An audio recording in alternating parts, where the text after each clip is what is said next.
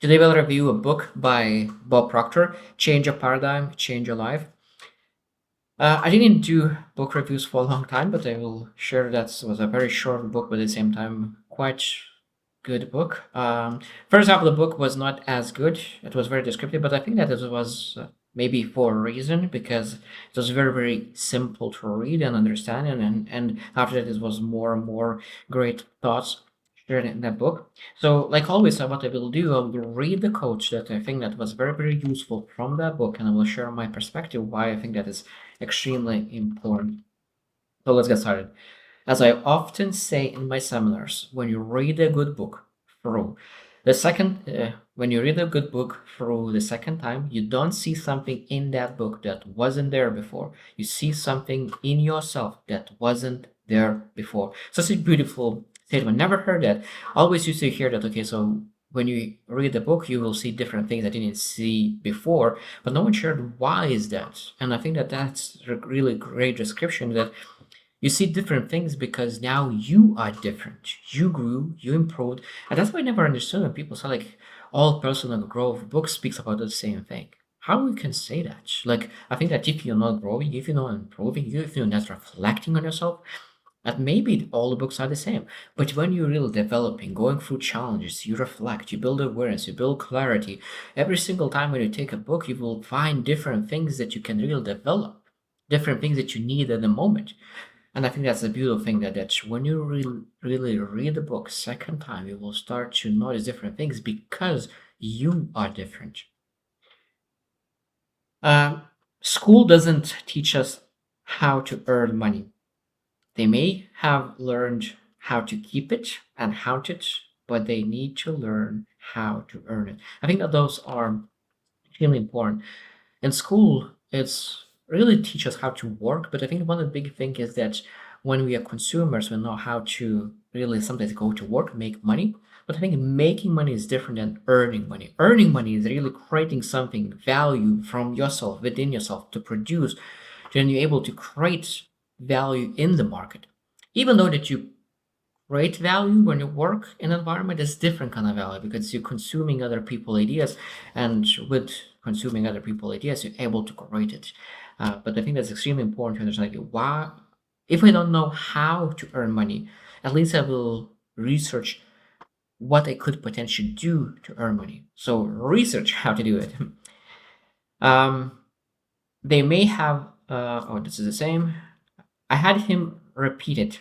Our belief system is based upon our evaluation of something, and frequently, if we reevaluate the situation, our belief about that situation change. I really love that. That means that our beliefs is based on evaluation of situation of ourselves. Because when I think about that, we made a mistake in something. Now we evaluate ourselves, and now start to believe that this is that we are not capable of that. That is not for us. So we have that belief in ourselves. But if we evaluate from different perspective, or maybe other person perspective, or whatever, now we're able to see that situation differently. And that's why sometimes we need to really learn, okay, how I could evaluate this situation. Especially when I really love when you have belief and then you go and read books, go to seminars, have mentorships, coaching sessions, and now you go back to beliefs that you used to have in the past and really reevaluate with new perspective, new understanding, and you see, oh wow, that belief was wrong, and now you start able to change your beliefs. That's why getting better, improving, and you have better perspective allows to really change beliefs. And I really love the saying as well that your past changes when you change, because your perspective about the past will change when you have more perspective, and more understanding, more wisdom. The average individual knows very little about himself or herself. I think that is extremely important to understand that average people don't invest time to understand who they truly are and build clarity about themselves. That means if you really want to know about yourself, you need to invest time. And I think that relationships is extremely important as well when you think about if you don't give time to build a relationship, you will not nourish relations. So we need to develop relations with ourselves to understand the relation with ourselves. And when we build a relation with yourself, sometimes with solitude, understanding, even conversations, asking questions, at that moment you're able to build because average don't have that awareness. And if we want to go above and beyond mediocrity, we need to develop that understanding of ourselves. When I first heard these ideas, I thought they were silly about personal growth. But the man that explained said, my ways is working and yours not. Why don't you try my way? I really love this because people have a tendency to really think about their ways and really be attached to their ways, even though their ways are not working, is terrible and doesn't lead anywhere. But they see other person's view, other person perspective, other person ways, and say like, no, I could never do that. How do you know? You never tried. You always tried only your way, and it doesn't work. Why? Why? What kind of risk do you have to try a different way? And I think sometimes it's a beautiful thing to really not believe it sometimes at the beginning. Just try it. Just do it. And put your all heart into really make it right other person's way. How would oh this is a great one, how to really solve problems. How would Napoleon Hill look at this? I may then sit somewhere else and ask how would Andrew Carnegie look at this? I will pick a half a dozen people, maybe Edison or Henry Ford, and mentally get into their energy. Pretty soon, I will be looking at it in a totally different way. So that means this is a great way to solve problems is when you're really looking into your problem from total different perspectives, 10 very great minds, and really thinking of how they would think about my problem. And when you have ability to really start putting yourself in other person's shoes who have succeeded in a big way, I think that's the beautiful way to how to solve a problem. Because Bob says that I have already quoted my late friend Wayne. When you change the way you look at something, what you look at will change. That's shifting your perspective of the situation. That's a beautiful thing. I keep my attitude right by studying consistently. The only way to improve is through studying. I think that's a beautiful thing. When you think about anything, confidence, trust in yourself, you know that, or maybe when you look into your situation, when you know that you are growing, getting better, you know that you have a future in front of you. It doesn't matter where you're at. It might be that if okay, I have a terrible life, I'm studying, I'm getting better. That means things will change. If I have a pretty good situation, I'm getting better. That means I will be flexible, I will adaptable, I will make sure that I keep that goodness and greatness in my life, even achieve maybe even more greatness. And that of course improves our attitude.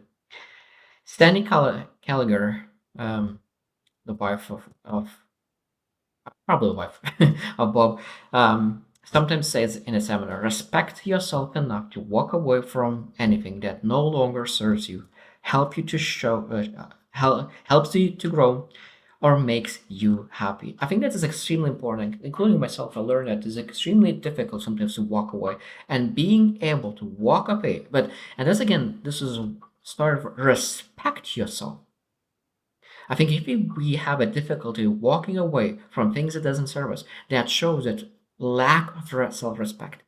That means if you want to walk away from something, maybe first thing when you do really build self-respect, build self-understanding, and when we self-respect, we will walk away from things that doesn't serve us much more easily. Vernon Howard said, you cannot escape from a prison if you don't know you are in one. Most people are in a prison of their own making, but they don't know they are.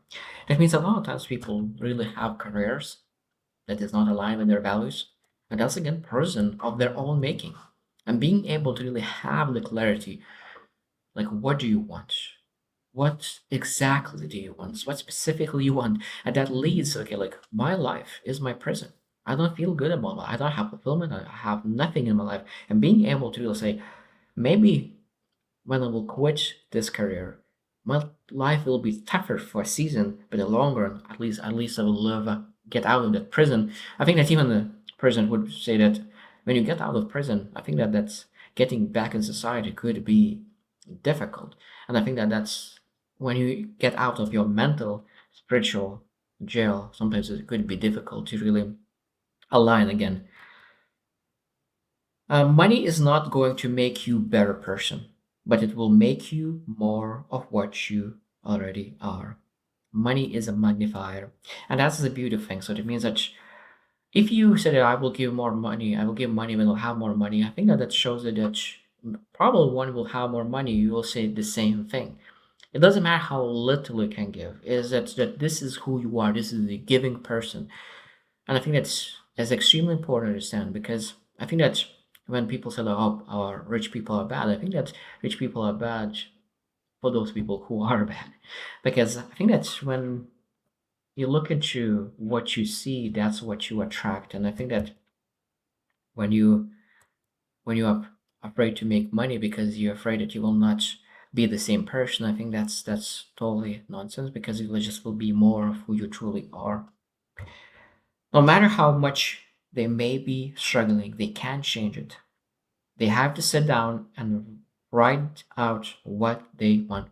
I think this is a beautiful thing because I learned a tendency that we have a tendency to really say what we do not want, but when we say what we do not want, sometimes we get what we do not want because that's what we focus on. So that means we need to exactly know what we want and go and direct our energy towards it. The librarians are full of knowledge. The libraries are full of knowledge, but knowledge it in itself is not power.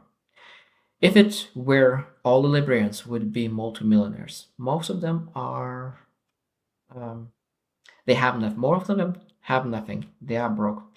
The knowledge has to be organized and intelligently directed. Such important thing.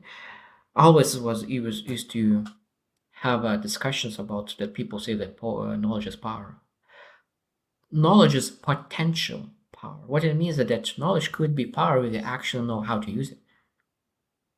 Because so many people who has knowledge, they don't know how to use it. There is no power in it. It's like if you can have the most expensive, the most fast car in your garage, but if you do not know how to drive it, what's the use of that car? It'll be sitting in that car and gathering the dust. I think that's exactly what is knowledge doing in our mind. Gathering dust rather than is used in real world. So that we need to really understand that intelligently directed and focused on organized information, that's what really matters. Wisdom. If you are holding an image of poverty in your mind, you are never going to attract prosperity. So that means our mind is extremely important. Our thinking is really important. So that if you want prosperity, we need to really bring that image of prosperity, what it means, and get familiarity with it. Because I really love that sometimes we have emotional home with uh, that we go back to, and sometimes we have images in our mind that we get back to, and when we start putting different kind of images in our mind, prosperity images, those images are unfamiliar, uncomfortable, because you this feels like stranger to you. It's uncomfortable. That means we need to really build more familiarity with the prosperity, that when you really see that, you go towards it. Because sometimes we don't want to go to the things that is we feel uncomfortable about. And we need to build familiarity with prosperity. The imagination will take you anywhere. I really love that. Just a small sentence. The imagination will take you anywhere. That's why we need to use our imagination, put our picture, because I really love this statement as well, that everything in life happened twice. First in your mind, second in your life. If you never thought about it, you'll never have it. But if you have imagination, you're able to create an image, what you want, and then of course you're able to really execute, to really achieve that. The last one is that, as Emerson said, the only thing that can grow is the thing you give energy to. The only thing that can grow is the thing you give energy to. So if you want something in your life, give your energy, because energy is the most important resource. Money not as matter as much as energy, and time doesn't matter as much as energy, because you have all the money in the universe and all the time in the universe, but you're laying in the bed and you have zero energy. Doesn't matter how much money you have. Doesn't matter how much time you have. All it matters is that do you have energy to execute on your desires, on your aspirations, on your vision. That's what truly matters. And we need to redirect that energy to that we can grow, develop, and improve in our lives. So, in general, this is a great book. Highly recommend it. It's a short book, so I think that if you are a new in reading, I highly recommend it. If you are an advanced in reading as well, I think there's a great knowledge in that book. So I hope you choose to win and see you tomorrow.